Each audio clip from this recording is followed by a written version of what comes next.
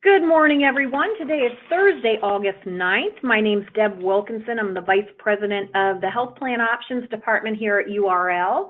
My duties include overseeing the group health markets, both traditional group markets, self-funded, level-funded, reference-based pricing, short-term medical, and as I always say, what's left of the individual market here in the state of Pennsylvania. If you are new to this format, questions are encouraged. There's a couple of ways in which you can ask questions. You can raise your electronic hand icon, which is in the control panel to the right of your screen, or you can type in the question in the question box and I'll answer it at the end of the webinar. These webinars, for those of you that are new, we've been running these for quite some time now, since 2013. Actually August of 13, so 5-year anniversary has come and gone. But what I try to discuss in these webinars is not only federal legislation that affects the under 65 market, but also Pennsylvania state legislation that would affect the markets as well. So hopefully we can help get you some information to pass on to your clients and be that resource for them. So let's just start right now into the webinar, just with a quick show of hands before we start. If you can just let me know if you hear me and see my screen okay with your electronic hand. Okay, I see them. Excellent. It's always a crapshoot. I have struggles with technology. So anyway, let's start with the Association Health Plans. Pennsylvania is one of the 12 attorneys general that is filing a lawsuit against Association Health Plans. Work continues at the state level. On August 2nd, the Insurance Commissioner Altman, Pennsylvania Insurance Commissioner Altman, issued this statement. Their concern in the letter was really that associations may provide health insurance for its members, but only if it meets the PA legal requirements of organizing for purposes other than insurance. The association has to have been in existence for at least 2 years within our Commonwealth. In addition, association health plans must be fully insured versus self-funded, using an insurance entity which obviously has a certificate of authority to do business in the state. Her letter also made the following points. As many of you have known, on a national level, the executive order did come down that, sole props would be considered. Pennsylvania is saying sole props are not going to be considered, a statement that an association health plan is actually a MIWA, and policy forms, rates, solvency, and insurance broker licensing requirements for both in-state and out-of-state insurance producers are regulated by state law. So I think most of the associations within the state of Pennsylvania and probably nationally could adhere to these rules, but more will follow. If you are an association or working closely as a broker with an association and you've not reached out to them or have not submitted a request for a proposal to the various insurance carriers, give me a call. There are some questionnaires out there, and a lot of associations have started gathering the information and submitted that information already for when the actual rates and plans that are being developed will be released. So shoot me an email or give me a call and I'll help you out with that. And also keep in mind that, traditional brokerage services, we are thinking outside the box, and the opportunity to help with association, marketing, support is here from URL. So just keep that in mind.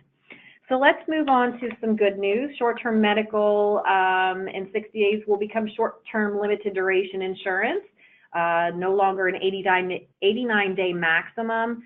New policies can be written for a period not to exceed 365 days. I feel that it's going to be a big player if Pennsylvania doesn't put up any roadblocks. Agents and carriers must advertise and talk about it has to be a comprehensive disclaimer, making sure that there's no mistake from the consumers that these are not a replacement to an ACA plan. They're not to be sold As an ACA product, they are to be fully discussed with pre-ex clauses, etc. All the limitations must be discussed. Just of note, Maryland, Vermont, Hawaii, and Virginia have all passed state legislation limiting sales to less than 3 months. So even though, of course, it's a federal mandate, if you will, each state has the ability to make it easy or not.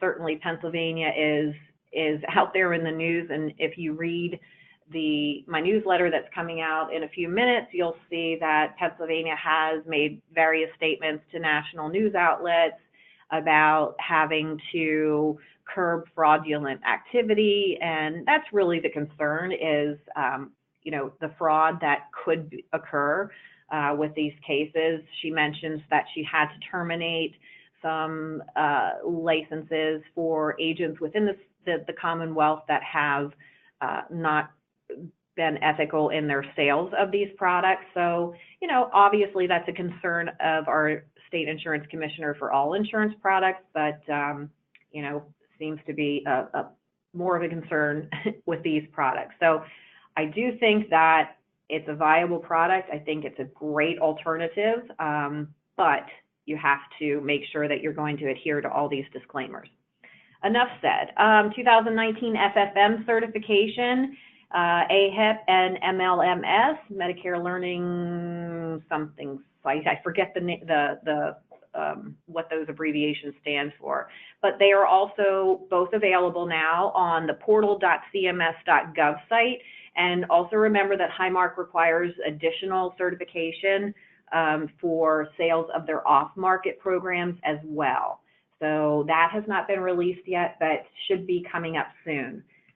A reminder, employer affordability is going from 9.56 in this year to 9.86 in 2019. And then this just came in this morning. Public comment on future risk adjustment payments for 18 and 19 is going to be released. The president is looking for feedback on whether or not the 18 and 19 should be restored. And of course, 17 has been restored. So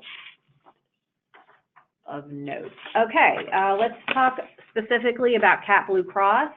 We mentioned this last week, effective 10/1 effective dates, all small group ASO and mid-market new business will be subject to medical underwriting, regardless of the census size, if they add dental to a new or renewing group, beginning with 1/1/19 effective dates, they'll also receive a 2-month premium holiday on the dental. So I think that's worth noting.